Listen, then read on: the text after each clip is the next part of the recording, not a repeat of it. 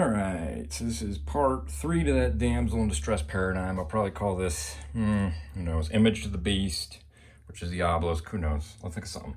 So we want to really understand what's going on. Like, one of the greatest mistakes Eve did in the Garden of Eden is she took matters into her own hands and she initiated, and that is akin to going to the true knowledge of good and evil and talking to the serpent. So what we talked about earlier is when the girl initiates, removes the veil, she's becoming male and getting on the dragon. That's exactly what happened. Okay, guys? So, and then we talked about earlier, then they go through the divine feminine and the divine masculine, building their little false stairway into heaven. And that's again, so they're, instead of the male removing the obelisk, instead of circumcision, no, they're both getting the obelisk. And they're going outside the camp to the east. That's sun worshiping. Okay, guys? So now you're starting to understand, look at what King Nebuchadnezzar set up. A lot of people think it's just a gold statue of a man. It could be if it's a man, male, it's the same thing. Look at some Bible commentaries will actually say, very much so was an obelisk, guys. Of course, the dimensions were 666, okay? And that's just the number of man. That's the number of man, guys. That's the mark of the beast. They're male.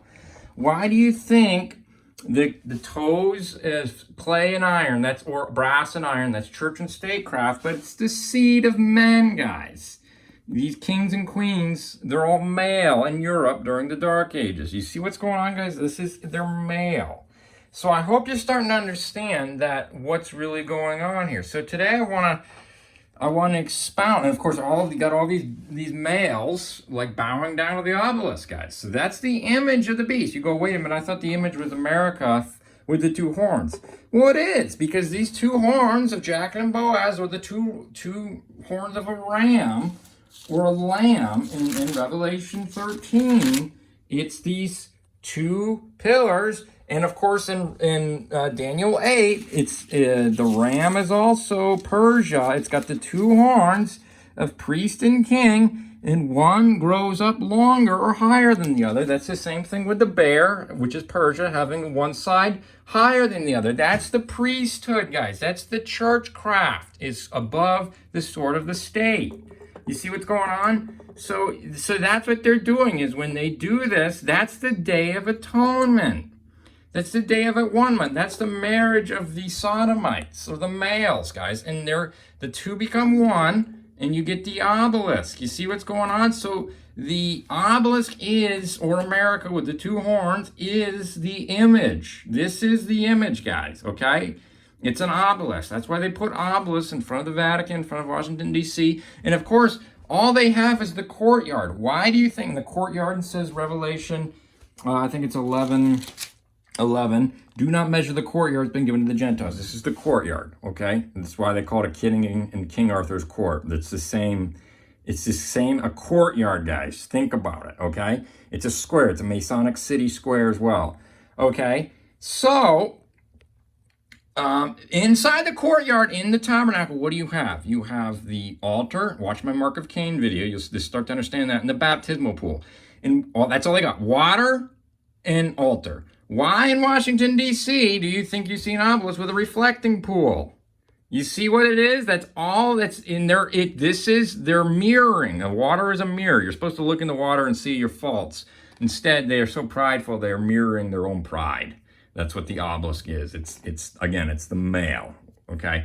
So, or the dragon, okay? So Eve makes the mistake of initiating, which the girl never should, because that's the damsel in distress. She needs to wait, okay? So she took matters in her own hands. She became male, and they were expelled out to the east. You see what's going on, guys? Hopefully that's obvious now. So I want to talk about this rib concept. So obviously, the rib cage has 24 ribs, and that's the 12 here, 12 pillars here, and 12 here, or the 24, okay? The 24 elders, the same. And there's also 24 pillars surrounding the most holy, okay? So, and that's the female or the priesthood, okay, guys? Or the palms, okay? So Eve was taken from Adam, And I want to see, look at what some of these Jewish or Hebrew Targums or teachings thought. They thought that Adam had 13 ribs, okay? Probably he just had 12, but nonetheless, the symbolism is there. We've talked about, guys, the 13. What is the symbolism of 13? It's either the circling Jericho with the 6 and 7 equals 13, or it's the year that has the 13 months. If you've seen my other videos, you've heard me talk about this 13 concept, guys, where it's the Day of Atonement. Let's see if I can find that other chart. But it's the okay, so it's a blue moon, guys. A blue moon is the 13th month, because the Jewish months are lunar. So sometimes there's 13 months in a year. That is why you see this concept of 12 or 13. That's the 13 stripes on the American flag, guys. See that? So there's 12 tribes, but then there's also 13, and that's the Day of Atonement concept, because America's going to do, Antitypical Persia is going to do their own Day of Atonement, because this whole concept is a mirror, guys. So this, the way they copy everything, but it's a mirror. So now it's there. This is going like this, okay? So now they have their own Day of Atonement. Once they cross the water, the river, and they get on the land, dry land, that's America, and they do their own Day of Atonement, guys. So that's what's going on with that concept. So why do you think this bear has 3 ribs? Guys, we got to keep symbolism concise. What is the rib? It's the marriage. It's man and woman. Woman was taken from the side of the rib cage of man. That's the Day of Atonement. That's the 13 ribs, guys. Okay, so the 3 ribs symbolizes, if you've seen my other video on the, where did I put it? The three offices of priest and king. Okay, watch this video. You'll start to understand this. The 3 offices of priest, king, and Melchizedek, which is priest and king united. Okay, guys, so that's the 3 ribs. The Persian bear, that's the death decree in Esther. They're doing their own Day of Atonement, guys. And of course, we talked about Esther's a romance. There's a reason why you've got this concept of romance going on. Because again, I cannot stress this enough. The first miracle is Jesus turning the water to wine. It's all about the wedding ceremony, the wedding supper of the Lamb, guys. The gospel is the fairy tale. It's the damsel in distress. It's the dragon. There's nothing that is the simplest way, the easiest, and the first should be the first and primary way of explaining the gospel, but nobody does. Probably because it offends people, because you got these girls, because they initiate. That's a whore, okay? So girls who initiate are whores, as far as the Bible's concerned. And the guys who like girls that goes up and ask them out, they are also male or whore. You see what I'm saying? So the guy should not enjoy a girl asking him out. The girl should never do that. But if she does, that should be a huge red flag to the guy that she's initiating. He should know better. Okay, guys? Simple as that. But if he's prideful, it feeds his pride, because he goes, oh yeah, she's obsessed with me. Okay? So anyway, hopefully I covered that enough. So I want to talk about these rib cages. Okay, so if you look up the word rib, okay, we talked about last time, it's that side rib beam. It could be a side chamber in a temple, guys. Or Solomon's temple. It's these pillars. Okay, guys, it's the side pillars or the rib cage of this tabernacle. Okay, guys? So that is what these ribs are. Okay? So if you look up let's see. If you look this up, look at dimensions. It's 20 by 30. No, it's 20 long, but it's 30. So it's 10 high, 10 wide, and 10 high again. So that's where I get the 30 from. Okay, equals 600. Times 10, that's again, it's the 10 wide on the ceiling. Okay, equals 600 times the beams themselves are 10. Okay, guys? And then that gets the 1,200 or 6,000 times 12. Okay, you could say 12 on each side, right? You see that? It's the 12 apostles, 12 tribes, it's 72. That's the 72 virgins or the 72 palms.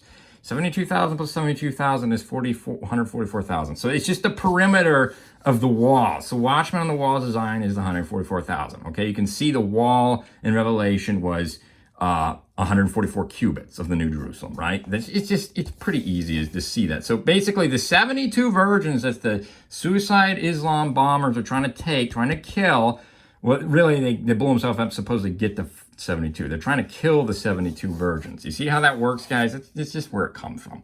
Okay, and then when they went out of Egypt, there was the 72 palms. Remember that? So anyway, so you very much so see that there's this concept of these ribs in the 72. Okay, so anyway, so that's the side chamber of the pillar of the Solomon's temple, or just the sanctuary in general, right? Then follow that word. Look up this 6763. Okay, follow this cookie crumb 6760, a rib. Okay, again, that's describing Adam in the Garden of Eden. Look at this, guys. 6760. Look at this. To be limp or lame. When Jacob wrestled with Yahweh, guess what happened? It's the same concept. So with this, when the girl breaks the man, he falls off his horse. That's the woman in the side. She breaks the male. He gets circumcised. He goes out the camp, and then he can enter the camp. You see what's going on? So watch my other videos on that if you're still trying to figure that one out. So basically, it's the heartbreak, guys. It's the heartbreak. That's what breaking the pride is, the male. Okay, so now once the guy goes through it, he's had his pride hurt. He's fallen off the horse backwards.